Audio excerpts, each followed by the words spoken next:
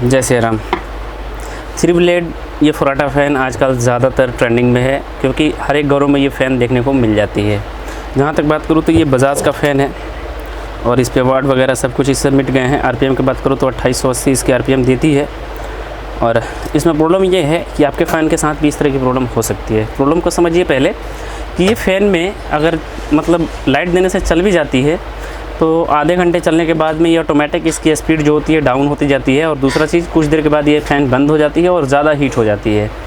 और कभी कभी इस फ़ैन को अपने हाथों से मतलब सपोर्ट करने से ये फ़ैन चलती है। बाय द वे आवाज़ वगैरह कुछ भी नहीं करती है। ये प्रॉब्लम आपके साथ, आपके फ़ैन के भी साथ हो सकती है कि स्पीड डाउन हो जाएगी। और दूसरा चीज़ कि अपने फ़ैन को सपोर्ट करने से चलेगी, या अगर चल भी गई तो फिर आधे घंटे चल करके फ़ैन बंद हो जाएगी और ज़्यादा हीट होने लगेगी। ये जो मोटर है ज़्यादा हीट होने लगेगी। रीज़न क्या होता है, प्रॉब्लम क्या होता है, चलिए आगे बढ़ते हैं। इस फ़ैन को ओपन करते हैं और आपको विशेष रूप से बताने का प्रयास करते हैं। सर्वप्रथम तो ये देखो कि ये फ़ैन जो होती है 5 वायर कनेक्शन होती है, क्योंकि 2 वायर आपका कैपेसिटर का होता है और 3 वायर जो होती है आपकी डायरेक्ट लाइट आउट इनपुट की होती है। तो ये कैप आपको हटानी है। कैप हटाने के लिए देखो बीच से इसकी कट कर दी जाती है। और कट करने के बाद में, क्योंकि अगर बीच से कट नहीं करते हो तो आपको ज़्यादा परेशानी हो जाएगी इसकी स्पीड मेंटेन करने के लिए, क्योंकि रोटरी से इसकी स्पीड मेंटेन की जाती है और आपको कुछ ज़्यादा ही परेशानी हो जाएगी इसकी स्पीड मेंटेन करने के लिए। तो इस तरह से निशान के तौर पर आप वायर को इसमें कट करके छोड़ सकते हो, क्योंकि रोटरी से अगर वायर हटा देते हो प्रॉपर तो फिर आपको ज़्यादा टाइम लग जाएगा इसको मैच करने के लिए। चलिए, वायर हटने के बाद कैपेसिटर की वायर जो होती है आपका 2 सेम कलर का होता है, इसमें कोई भी चेंजेस नहीं होते हैं। तो अब देखिए, सबसे इम्पोर्टेंट आपको एक बात बताऊं कि इसकी आगे के साइड से ये स्टॉट दिए रहते हैं। कितने फ़ैन में आप देखोगे तो ये स्टॉट पीछे के साइड होती है, लेकिन ये आगे के साइड दी रहती है। रीज़न ये होता है कि इसी पे आपकी पूरी जाली जो होती है, पूरी जाली कसी रहती है। और एक चीज़ बताऊं कि ये फ़ैन अगर आप देखोगे ऐसे नचा करके तो पूरी फ्री चलेगी, इसमें कोई भी रुकावट वगैरह नहीं होगा। लेकिन जैसे ही आप सप्लाई दोगे तो फिर इसमें कुछ बाधाएँ आपको आ सकती है और ये फ़ैन रोटेट करने में काफ़ी ज़्यादा तकलीफ़ देती है। तो ऐसे प्रॉब्लम आपके साथ अगर फ़ैन के साथ होती है तो इस वीडियो को पूरा अंत तक देखना। आगे के साइड से स्टॉट ओपन करने के बाद थोड़ा सा प्रेस करोगे तो आपकी जो इसकी कैप होती है ओपन हो जाएगी। या अगर आप प्रेस नहीं करना चाहते हो तो थोड़ा सा सापट पे इस पर रफ करो, जिससे आपकी जो पीछे वाली जो कैप होती है ऑटोमेटिक ही आपकी खुल करके बाहर को आ जाती है। पीछे के साइड से प्रेस करोगे आपकी कैप जो होती है खुल करके बाहर को आ जाती है। जैसे मैंने हर एक वीडियो में आपको बताता रहता हूँ कि आप थोड़ा सा इसके बूस पे गौर करना और देख करके बताना कि इसकी बूस और जो शाफ्ट है प्रॉपर रूप से घिस चुकी है। अगर मैं ये चीज़ बोलूँ कि इस फ़ैन को कम से कम 1 साल के अंदर अंदर आपको एक बार सर्विस करवा लेनी है, तो क्या ये चीज़ आप करवा पाओगे? बिल्कुल नहीं करवाओगे। क्योंकि क्या होती है, इसके शाफ्ट के बूस के ऊपर कुछ रुई वगैरह लगाए रहते हैं, वो भी मैं आपको दिखाने का प्रयास करूँगा। पहले आप इस चीज़ देखना कि इसकी सापट जो होती है कितनी गंदी रूप से घिसी है, जिसके कारण से इस फ़ैन में इस तरह की प्रॉब्लम आती रहती है। इस फ़ैन को कम से कम 1 साल के अंदर जो इसके बूस में जो रुई लगाए रहते हैं उस पर थोड़ा सा ऑयल अगर आप डाल देते हो तो फिर बूस की जो नमी होती है ये प्रॉपर बनी रहती है और बूस हीट नहीं होता है, जिसके कारण से आपकी जो फ़ैन है इस तरह की आपके फ़ैन में प्रॉब्लम नहीं आती है। अगर आप नहीं डालते हो तो फिर इस तरह की प्रॉब्लम आपके फ़ैन के साथ भी आ सकती है। तो ये चीज़ देखो, मतलब अगला जो बूस है इस पर आपको प्रॉपर नमी है, अभी इसकी रुई जो है गीली है, जिसके कारण से इसमें प्रॉब्लम नहीं आई है। लेकिन जो इसके पीछे की साइड का है वो आपका प्रॉपर रूप से मैं दिखाने का प्रयास करूँ कि ये पूरी की पूरी जो इसकी रुई है पूरी टाइट हो गई है, जिसके कारण से इस तरह की प्रॉब्लम आती है। जैसे देखो इसके मतलब बूस से कितने धूल वगैरह निकल करके आ रहे हैं और इसकी जो पूरी की पूरी बूस है, पूरी की पूरी बूस इसकी टाइट हो गई है, जिसके कारण से इस तरह की प्रॉब्लम आती है। तो चलिए ना, अब एक चीज़ बताऊँ कि इसकी दोनों साइड का शाफ्ट और मतलब दोनों साइड का बूस और शाफ्ट सेम चेंज करनी होती है। क्योंकि अगर आप पीछे के साइड अभी सही है, आगे का साइड ओनली 1 चेंज करते हो तो फिर आपकी कुछ दिनों के बाद आपका पीछे के साइड भी डेड हो जाएगा। एक चीज़ और बताऊं कि इसके अंदर देखो कितनी सारी गंदे मतलब धूल वगैरह जो इसके अंदर जाते हैं पूरी इकट्ठी हो गई है। तो इसको अच्छे तरह से स्ट्रेस पेपर से साफ़ की जाएगी और शाफ्ट और इसका दोनों बूस होगा चेंज किया जाएगा। चलिए फटाफट से शाफ्ट और बूस को चेंज करते हैं। और इसका जो मतलब चेंज करने के बाद एक मैच करने का तरीका होता है, काफ़ी इंपॉर्टेंट होता है। वीडियो को अंत तक देखना।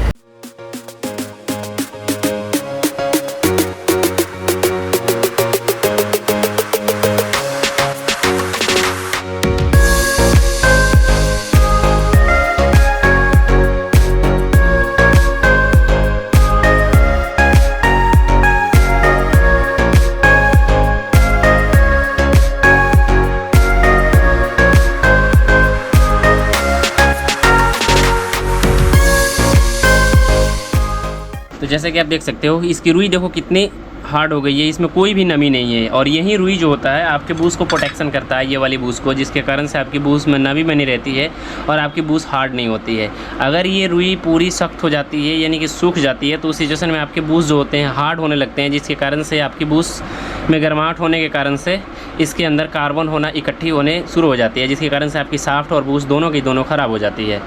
तो मैं बोलूँगा कि 1 साल के अंदर अंदर इस जो रुई होते हैं इस पर थोड़ा सा ऑयल ज़रूर डाल दें, जिससे इसके अंदर नमी बनी रहेगी और ज़्यादा दिनों तक आपकी फ़ैन जो होगी लॉन्ग लास्टिंग करती रहेगी। देखो जैसे मैंने इसको ठोक ठाक करके सही कर लिया हुआ है और इसके लिए मैं तांबे का बूस यूज़ कर रहा हूँ। कितने लोग इसमें लोहे का बूस यूज़ कर लेते हैं जो कि काफ़ी हद तक ख़राब होता है, ताकि एक मिट्टी का भी बूस आता है उसको भी लोग यूज़ में ले लेते हैं, वो भी ख़राब होता है क्योंकि ज़्यादा हीट और टेम्परेचर सह नहीं पाता है। इसलिए मैं तांबे का इसमें भी बूस यूज़ करता हूँ, क्योंकि हीट भी अगर होती है थोड़ी सी ये बूस तो ये ऑब्जर्व कर लेता है अपने अंदर, बट ज़्यादा हीट होने के कारण से भी इस बूस के अंदर भी स्केच आ जाती है, जिसके कारण से आपकी फ़ैन की स्पीड जो होती है स्लो हो जाती है। चलिए बूस बैठाने के लिए पहले आप बूस को नीचे रखेंगे ऐसे, और इस पर एक कर्व बनाई रहती है ये वाली, ये आपकी कभी भी ऊपर की साइड रहेगी। और बूस के ऊपर से ऐसे देखो, बूस के ऊपर से ये दोनों रुई जो होते हैं इसको रख देनी होगी ऐसे। और रखने के बाद इसमें एक स्प्रिंग होती है। स्प्रिंग की ढाल की बात करूँ तो एक साइड थोड़ी सी छोटी होती है और एक साइड बड़ी होती है।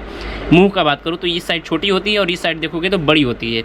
तो जो छोटी होती है आपकी कभी भी बूस के जो होती है ये वाली कर्व पे आकर के ऐसे अटक जाती है, जैसे देखो सेम टू यू उस तरह से भी इस पर रख लेना होगा। और उसके बाद उसके ऊपर का जो प्लेट है, जैसे मैंने देखो इसको मैंने थोड़ा सा थोड़ी से दे करके इसको सीधा वगैरह कर लिया हुआ। उसके बाद में इसका रखने के बाद ऐसे आपकी बोर्ड स्क्रू जो होती है इसको लेनी होगी और इसको आमने सामने 2 होलों में इसको फंसा लेनी होगी। देखो इतना साइज मैंने 2 इसमें स्क्रू भी इसलिए डाले हैं ताकि ये जो सपोर्ट होती है ये वाली पूरी की पूरी फिक्स रहे। अगर इसको हाथों से ठोकते हो तो फिर आपकी बूस जो होगी अनबैलेंस हो जाएगी। उसके बाद में इसके लिए कुछ लेना होगा आपका रिपीट किस तरह का होता है, ऐसे देखो एल्युमिनियम का रिपीट होता है। इसमें कितने लोग आपका बोर्ड स्क्रू भी कस देते हैं लेकिन वो सही नहीं हो पाती है, इसलिए आपको इस तरह के कुछ रिपीट लेने होंगे और इसको ठोक लेनी होगी।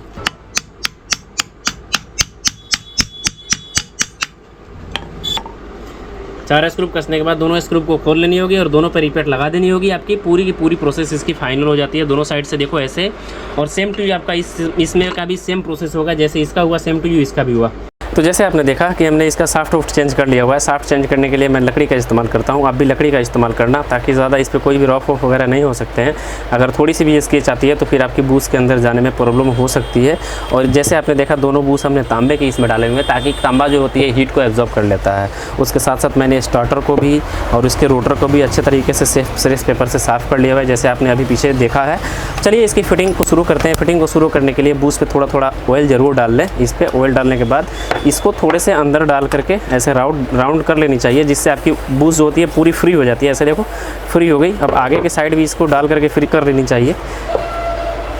ऐसे देखिए कितनी सहजतापूर्वक आपकी बूस अंदर चली जाती है और बाहर को चली जाती है। ऐसे देखो दोनों साइड होने के बाद में सर्वप्रथम पीछे के साइड इसकी फिक्स की जाती है। कितने लोग आगे के साइड फिक्स कर लेते हैं, लेकिन आपकी जो बैलेंसिंग होती है इसके अंदर और रोटर को अच्छे से मतलब साफ्ट के बीच में परफेक्ट रूप से फिट कर पाना थोड़ी सी टफ होती है। इसलिए मैं जो प्रोसेस आपको बताता हूँ सेम टू अपने फैन के साथ अप्लाई करना। देखिए निकालने के बाद एक चीज़ इस पर ध्यान रखना, कितने लोग यहीं पे मिस्टेक कर देते हैं। ये जो होल बनाई रहती है आपकी 4 होल, यहीं से आपकी जो स्टार्ट होती है बाहर को आती है। तो इस 4 होल को बाईपास करने के लिए यहाँ पे देखो ये 4 जो होल बनाई रहती है, इसमें भी कुछ होल वगैरह बनाए रहते हैं। तो जो दोनों नज़दीक होते हैं होल होते हैं, इसको इस साइड से देखते हुए, यानी कि इस होल को जो इसमें अंदर से बनाई गई है, इस होल में देखते हुए हमको उस जगह को चयनित करनी है जहाँ पे आपकी साफ्ट आकर के रुकने वाली है। हमारी यहीं पे रुकने वाली है। और उसके बाद में पीछे के जो पल्ले होते हैं इसको बहुत अच्छे तरीके से बैठा लेनी चाहिए। बैठाने के बाद में अब इसमें रोटर को डालें। देखिए रोटर को डाल लिए। अब रोटर को डालने के बाद एक चीज़ इसमें ये ध्यान रखना कि आपकी रोटर की जो लेयर होती है आपकी स्टार्टर की लेयर की बराबर होनी चाहिए। इतना सा आपका होना चाहिए। जो स्टार्टर की ये लेयर होती है आपकी रोटर की स्टार्टर की और लेयर सेम होनी चाहिए। अगर ज़्यादा डीप जाती है तो इसमें वाशर का इस्तेमाल करें, जिससे आपकी स्टार्टर जो है बाहर को निकल आएगी। वाशर को डालने के बाद हम इसको लेबल पूरा कर लिए हुए हैं। जैसे देखो पूरी लेबल हमारी हो चुकी है स्टार्टर और रोटर का। अब देखिए इसी कम्बिनेशन को सेम टू यू इस कम्बिनेशन को देखते हुए यहाँ भी होल बनाई गई है और इस होल को देखते हुए हमको सेम टू यू इसके भी फिटिंग करना होगा। रखने के बाद में अब इसको थोड़े से अप डाउन करके चेक कर लेनी चाहिए। देखिए ज़्यादा इसमें बैलेंस बन रही है तो नीचे के साइड नहीं ऊपर के साइड इसमें वाशर डाली जाएगी। इसमें हल्का सा गैप रहने दें ताकि आपकी जब इसकी मतलब साफ्ट जब कसोगे तो फिर ये जा कर के अपने जगह पर एडजस्ट हो पाएगी। तो जैसे कि आप देख सकते हो हमारी पूरी फिनिशिंग कर ली है। ऐसे देखो मतलब इसका रोटर जो है कितना फ्री रूप से घूम रहा है। ऐसे देखो कितना फ्री है, कोई भी इस पर प्रेशर नहीं है। और कोई भी रुकावट नहीं है। अगर ये रुकावट होती है तो फिर दिक्कत हो जाती है। इसको अगर बैठाते टाइम इस नट को टाइट करते टाइम ये अगर फ्री नहीं होती है तो इसके नटों के सीख पे हल्का हल्का सा रॉफ किया जाता है, जिससे आपको ये पूरी फ्री हो जाती है।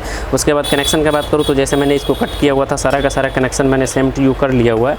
अब देखिए हम इसको बैठा लिए और इसको हम थोड़ा सा राउंड करते हैं और राउंड करके चेक कर लेते हैं कि क्या हमारी मोटर चलती है या नहीं चलती है। जैसे हमने दिया सप्लाई, और सप्लाई देने के बाद आप देख सकते हो कि मोटर हमारी पूरी रन के साथ चल रही है। ये ऐसे आपको दिखाई नहीं देगा, इस पर थोड़ी सी टेप वगैरह लगानी पड़ेगी, जिससे कि आपको बहुत ही इजी रूप से आप देख सकते हो कि हाँ मोटर कितनी फास्टली और कितने अच्छे रूप से वर्क कर रही है। पहले जो था कि आपकी मोटर जो है रुक जा रही थी, लेकिन ये अब इसमें से रुकने की प्रॉब्लम नहीं आएगी, ताकि इसके पूरे बेरिंग में आपकी नमी पूरी प्रॉपर रूप से है, जिससे आप देख सकते हो हमारी मोटर कितनी अच्छी खासी रन कर रही है। और उसके बाद इसमें पूरी की पूरी इसको जो तीनों लेयर होते हैं प्रॉपर रूप से काम कर रहे हैं और मोटर पूरा फ्री है।